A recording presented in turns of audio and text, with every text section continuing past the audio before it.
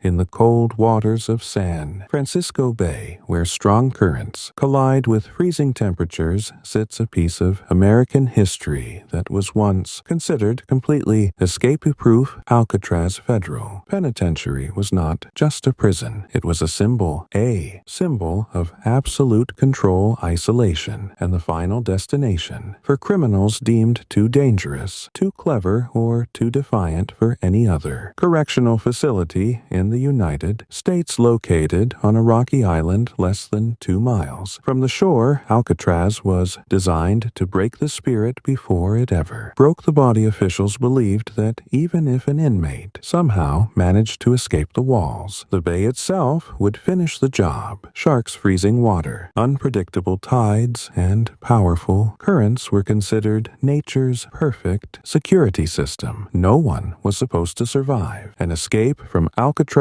and for decades that belief held strong until the night of June 11, 1962. Frank Morris was not an ordinary prisoner born in Washington, D.C. He had spent most of his life in and out of institutions. From a young age, he demonstrated a level of intelligence that set him apart from others around him. Psychological evaluations later estimated his IQ to be well above average, placing him among the smartest inmates ever housed in the federal prison system. Morris was quiet, observant, and disciplined. He was also a repeat offender with a long record of crimes that included bank robbery and escape attempts from other prisons. His history of successfully breaking out of correctional facilities is exactly what landed him on Alcatraz in January of 1960. The prison was meant to contain men like him, individuals who refused to submit to authority. Shortly after Morris arrived on the island, he noticed something most guards overlooked. The prison itself was old. Built in the early 1900s, it had suffered years of exposure to salty ocean air. That air had slowly corroded the concrete walls, especially around the ventilation grates in the cells. While guards saw thick concrete and iron bars, Morris saw weakness. He saw opportunity. He began quietly testing the brittle cement around the vent in his cell, using nothing more than a spoon stolen from the prison cafeteria. What he discovered would become the foundation of one of the most famous prison escape attempts in American history. Morris was not alone. Just a few cells away were brothers John and Clarence Anglin, raised in a large family in Georgia. The Anglin brothers had grown up working farms and picking crops. From a young age, they learned how to work with their hands, how to endure physical hardship, and how to cooperate without speaking much. Like Morris, they were intelligent, in a practical sense, resourceful, and patient. They were serving time for bank robbery and had previously escaped from other prisons as well. Their background made them ideal partners for a complex and risky plan. The three men quickly formed a quiet alliance. They communicated through whispered conversations during music hour, using the noise of the prison band to mask their voices. Over time, they shared observations, tested ideas, and slowly constructed a plan that relied not on speed or force, but on precision and patience. The first challenge was creating an opening large enough to crawl through. Every night after the final head count, Morris and the Anglin brothers would use their spoons to scrape away small amounts of concrete from around the ventilation grates beneath their sinks. To hide the damage, they crafted makeshift covers from cardboard and toothpaste, carefully matching the color of the wall. Guards never noticed. The prison routine worked in their favor. Alcatraz was strict but predictable. Lights out came at the same time every night. Guards performed regular checks but rarely looked closely into each cell. Over the course of several months, the holes behind the sinks grew large enough for a man to squeeze through. Behind the cells was an unguarded utility corridor, a hidden space that few people ever entered. From there, the men climbed up exposed pipes to reach the ceiling above the cell. Block this ceiling would later serve as their staging area. The second challenge was survival. Even if they managed to leave the island, the bay itself remained a deadly obstacle obstacle water. Temperatures averaged around 50 degrees Fahrenheit, cold enough to cause hypothermia within minutes. Swimming was not an option. The men needed flotation using over 50 stolen raincoats. They stitched together a crude, inflatable raft and life vests. The work was done at night hidden above the cell block using heat from steam pipes to seal the seams. Every detail was tested. Repeatedly, they inflated the raft, checked for leaks, and reinforced weak points. Failure meant death. The final challenge was deception. Guards counted heads, not faces, but they still needed something in their beds. Using soap toilet, paper, and toothpaste, the men sculpted realistic dummy heads. They stole hair from the prison barbershop floor and carefully attached it. The results were convincing enough to fool guards checking cells with flashlights in the dark. These heads would buy them precious hours before anyone realized they were gone. On the night of June 11th, 1962, everything was in place. The men waited for silence to settle over the cell block. Morris was the first to act. He slipped through the enlarged vent and climbed into the utility corridor. The Anglin brothers followed a fourth inmate, Allen. West had been part of the plan, but failed to escape his cell in time. Morris and the Anglins had no choice but to leave him behind. Delaying would risk everything. They climbed to the ceiling, pushed aside the loose vent cover, and emerged onto the roof of the cell house. From there, they slid down a kitchen vent pipe to the ground. Moving carefully, they avoided guard towers and reached the shoreline. There, in the darkness, they inflated their raft using a concertina fashioned from a musical instrument. At approximately 11:30 p.m., Frank Morris, John Anglin, and Clarence Anglin pushed off into the bay and disappeared into the night. By morning, the prison appeared normal. Guards made their rounds, saw 3 men apparently asleep in their beds, and moved on. It wasn't until later that a guard noticed something strange. A head rolled off a pillow and shattered on the floor. The alarm was raised. The prison went into lockdown. A massive search operation began almost immediately, involving the FBI, the Coast Guard, and local police. Helicopters scanned the water boats, searched the shoreline. Divers combed the bay, but the men were gone. The official investigation concluded that the escapees likely drowned. Pieces of the raft and fragments of raincoat material were found floating in the bay days. Later, the water was cold, the currents strong, and survival was considered nearly impossible. No bodies were ever recovered. No definitive proof of death was ever found. The case remained open for 17 years before the FBI officially closed it in 1979, citing a lack of evidence that the men survived. Yet, questions never stopped. The Anglin family reported receiving Christmas cards signed by John and Clarence for several years after the escape. Their mother received flowers anonymously until her death. Relatives claimed the brothers attended her funeral disguised as women. A photograph surfaced decades later, allegedly showing the Anglin brothers in Brazil in 2013. A letter surfaced claiming to be from Frank Morris himself, stating that he survived the escape and lived for years afterward. The FBI investigated but could not confirm its authenticity. Alcatraz closed in 1963, just 1 year after the escape, due in part to high operating costs and deteriorating infrastructure. Today, it stands as a museum, a silent reminder of the men who challenged its reputation, whether Frank Morris and the Anglin brothers drowned in the bay or disappeared. Into history remains one of America's greatest mysteries. After the initial shock of the escape, the investigation into what happened to Frank Morris and the Anglin brothers became one of the most exhaustive manhunts in United States history. Authorities authorities could not accept the idea that 3 men had simply vanished from what was once considered the most secure prison in the nation. The FBI took control of the case, opening a full-scale inquiry that would last nearly 2 decades. Every possible outcome was examined in detail, from drowning scenarios to theories of survival and escape beyond American borders. Investigators focused first on the physical evidence recovered from the bay. A paddle fragment and pieces of raincoat material believed to be part of the raft were found floating in the water days after the escape to federal authorities. This supported the theory that the men had failed to survive the crossing. The waters around Alcatraz were unforgiving, with tides capable of pulling a swimmer out into the Pacific Ocean within minutes. The average water temperature could cause hypothermia, rapidly weakening even the strongest individuals. From a purely scientific standpoint, the odds were against the escapees. However, the investigation was complicated by what was not found. No bodies surfaced. No clothing washed ashore. No confirmed remains were ever recovered. In similar drowning cases, bodies typically appeared within weeks or months. Here, there was nothing. This absence of evidence planted doubt even among some investigators. The FBI reconstructed the escape route and studied tide patterns. They discovered that if the men had launched their raft at the correct moment, the current could have carried them toward marine headlands rather than out to sea. Timing, not strength, would have been the deciding factor. As years passed, the case refused to fade. The Anglin family became a significant source of mystery. Family members consistently claimed that John and Clarence survived. They reported receiving Christmas cards postmarked from South America, though the envelopes themselves were never preserved. The brothers' mother received flowers anonymously every year on Mother's Day until her death. According to family accounts, these gestures stopped only after she passed away, suggesting deliberate and ongoing contact. One of the most intriguing claims involved a funeral in Florida. Relatives stated that 2 women dressed in black attended the service, remaining distant and avoiding conversation. Later, family members became convinced that these women were John and Clarence Anglin in disguise. While impossible to verify, the story added to the growing belief that the brothers had managed to live quietly under assumed identities. Frank Morris remained even more elusive. Unlike the Anglins, he had fewer family ties and no clear destination. This made tracking his possible survival more difficult. In 2013 decades after the escape, a letter arrived at the San Francisco Police Department claiming to be written by Morris. The letter stated that he had survived the escape, lived in Mexico for many years, and was currently in poor health. The writer claimed he was willing to surrender in exchange for medical treatment. Handwriting analysis and forensic testing were inconclusive. The FBI reopened parts of the case briefly, but ultimately could not authenticate the claim. Photographic evidence also fueled speculation. In the 1970s, a photograph surfaced, allegedly showing John and Clarence Anglin standing together in Brazil. The men bore a strong resemblance to the brothers, and facial recognition analysis conducted years later suggested a possible match, still without definitive proof. The image remained circumstantial. The official stance of the United States government never fully shifted. In 1979, the FBI formally closed its investigation, concluding that the men most likely drowned in the bay. Responsibility for the case was transferred to the United States Marshals Service, which continues to investigate active fugitives with no confirmed deaths. To this day, the Marshals list Frank Morris and the Anglin brothers as wanted, stating that as long as there is no confirmed proof of death, the case remains. Technically, Open Alcatraz itself closed just 1 year after the escape in 1963. The prison was deemed too expensive to maintain, and its infrastructure was deteriorating rapidly due to constant exposure to salt air. While the escape was not the sole reason for its closure, it played a significant role in destroying the prison's reputation as an inescapable form fortress. The idea that inmates could exploit weaknesses in the structure shattered. The myth Alcatraz was built upon. Today, Alcatraz Island stands as a museum visited by millions of tourists each year. Visitors walk through the cell blocks, peer into the narrow cells, and stand in the very place where Frank Morris and the Anglin brothers once planned their escape. The ventilation holes are still visible, silent proof that even the strongest systems can fail when patience and intelligence are applied over time. The story of the Alcatraz. Escape has become more than a crime case. It represents human ingenuity, defiance, and the refusal to accept absolute confinement. Whether the men survived or perished remains unanswered, and that uncertainty is what keeps the story alive. If they drowned, their attempt stands as a tragic but brilliant effort against impossible odds. If they survived, they achieved something no one was ever supposed to accomplish, disappearing into the world without leaving a trace. In the end, the true outcome may never be known. The waters of San Francisco Bay keep their secrets well, but the legacy of that night in June 1962 endures, challenging assumptions about security, freedom, and the limits of human determination. Alcatraz was designed to break men. Instead, 3 men broke Alcatraz.